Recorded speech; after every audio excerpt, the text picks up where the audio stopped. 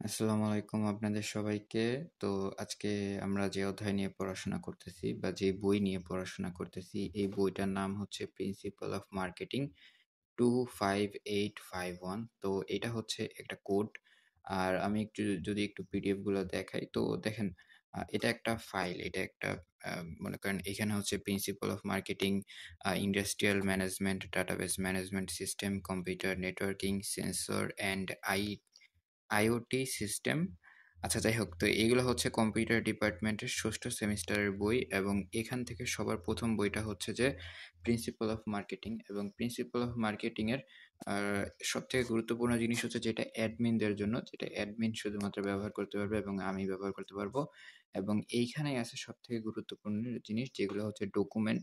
And আমি প্রতিটা file এখানে, যেমন এটা হচ্ছে ১ম অধ্যায়ের আলাদাভাবে ফাইল অ্যাডমিনদের জন্য, যেখানে তারা রিসোর্স, পিক্স, অডিও এগুলো সবকিছু ডাউনলোড প্রতিটা জিনিস থাকবে এবং পরবর্তীতে এটা সবার জন্য উন্মুক্ত করে দেওয়া হবে। তো আমরা আজকে কথা বলতে চাই হচ্ছে যে ১ম অধ্যায়টা নিয়ে। আমরা প্রতিটা অধ্যায় নিয়ে কথা বলতে চাই। দেখেন, আমি একটু পিডিএফটাকে দেখাই। এটা হচ্ছে বাজারজাতকরণ পরিচিতি। এটা হচ্ছে একটা আম আম কি বলে, এটার নাম কি? এটা হচ্ছে একটা পিডিএফ, ঠিক আছে? তো এই পিডিএফটা আপনি দেখবেন। অ্যান্ড আমার মনে হয় এই একটা পিডিএফই যথেষ্ট একটা অধ্যায় পরিপূর্ণ পড়ে পড়াশোনা করার জন্য, ঠিক আছে? তো ১ম অধ্যায়টা গেল। পরবর্তীতে আসে ২য় অধ্যায়, ৩য় অধ্যায়। প্রতিটা অধ্যায়কেই আমি একটু করে দেখাই। তো এটা হচ্ছে ২য় অধ্যায়। ২য় অধ্যায়ের নাম হচ্ছে বাজারজাতকরণ তত্ত্ব এবং কৌশল। তো এই অধ্যায়টাকে দেখবেন। অল্প কিছু নোটস যেগুলো আমি করছি গুরুত্বপূর্ণ এবং সবকিছুই, মানে অতি সংক্ষিপ্ত, সংক্ষিপ্ত রচনামূলক সবকিছুই আমি দিছি এবং সর্বোচ্চ চেষ্টা করছি যাতে একটু ভালো মতো করে নোটসগুলো দেওয়ার জন্য। তো আপনারা একটুখানি দেখলে, একটু পড়াশোনা করলে বেস্ট হয়ে যাবে। এবং এটা হচ্ছে ৩য় অধ্যায়। ৩য় অধ্যায়ের নাম হচ্ছে বাজার, পরিবেশ ও আন্তর্জাতিক বাজারজাতকরণ।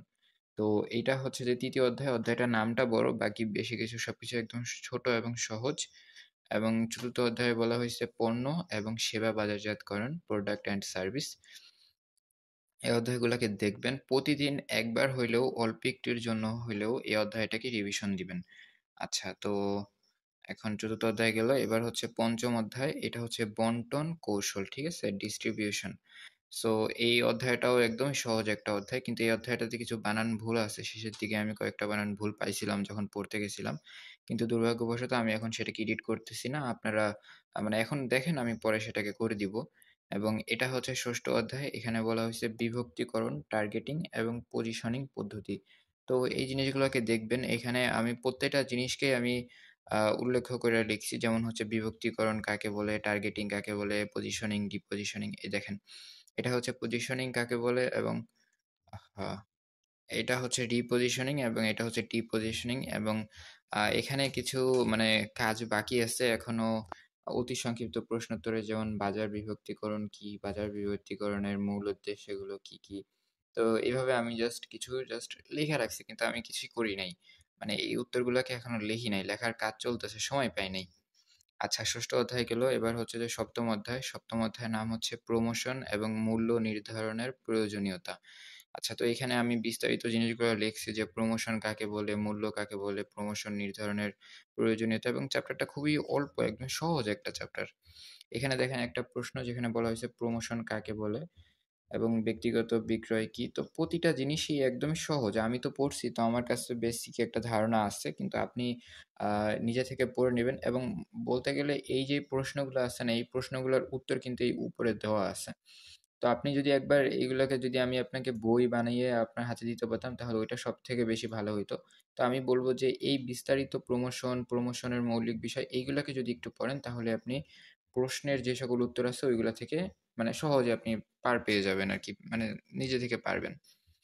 এবং এটা হচ্ছে ৮ম অধ্যায়। ৮ম অধ্যায়ের নাম হচ্ছে ব্র্যান্ডিং এর মৌলিক বিষয়। তো ব্র্যান্ডিং এর মৌলিক বিষয়, ব্র্যান্ডিং কাকে বলে, ব্র্যান্ডিং এর উপাদান। ব্র্যান্ডিং এর উপাদানগুলো হচ্ছে নাম, লোগোস। আচ্ছা, যাই হোক, এগুলাকে আপনারা একটু পড়বেন। আমি বিস্তারিত সবথেকে সহজভাবে এগুলা লিখছি।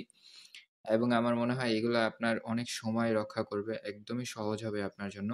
তো আপনি প্লিজ একটু পড়াশোনা করবেন। এখানে দেখেন ব্র্যান্ডিং কি, ব্র্যান্ডিং এর মূল উদ্দেশ্য কি, ব্র্যান্ডিং এর উপাদানগুলো কি, কি, ব্র্যান্ডিং এর নাম কিভাবে গুরুত্বপূর্ণ ভূমিকা রাখে। তো এগুলো ইজি জিনিসগুলোকে আপনি একবার পড়লে, একবার যদি পড়েন তাহলে পারবেন।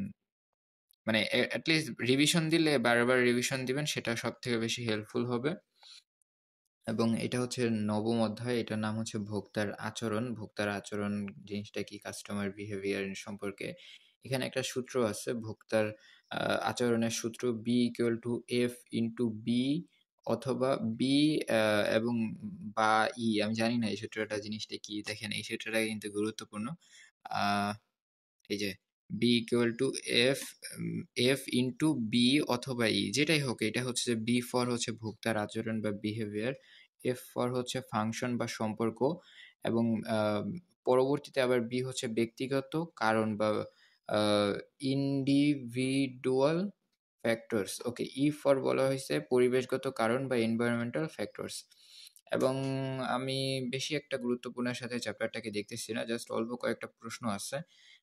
B = F এর যে সূত্রটা এবং হচ্ছে ভোক্তার আচরণ কি, আচরণের পরিধি এবং বিষয়টা হচ্ছে যে আপনি যদি পড়াশোনা করেন, রেগুলার রিভিশন দেন তাহলে আপনার জন্য ইজি একটা বিষয় এবং ১০ম অধ্যায়ের নাম হচ্ছে অনলাইন এবং নৈতিক বিপণন। তো এটাই হচ্ছে সর্বশেষ অধ্যায়। এর পরবর্তীতে এই অধ্যায়টাকে একটু দেখায় দেই। আমি নিজেই একটু রিভিশন দিচ্ছি। এখানে কিছু প্রশ্নগুলাকে যদি একটু দেখি।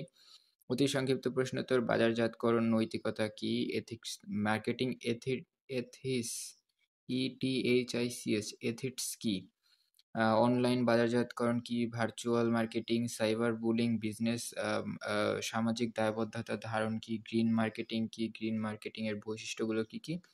এই জিনিসগুলোকে আপনারা পড়বেন। এখানে বলা হয়েছে CSR এর মূল উদ্দেশ্য কি?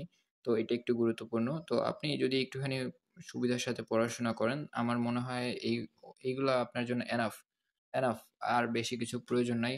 আপনি যদি যেকোনো বই বলেন না কেন, আমি সেই বইয়ের প্রেক্ষাপটেই এই তথ্যগুলা লিখছি।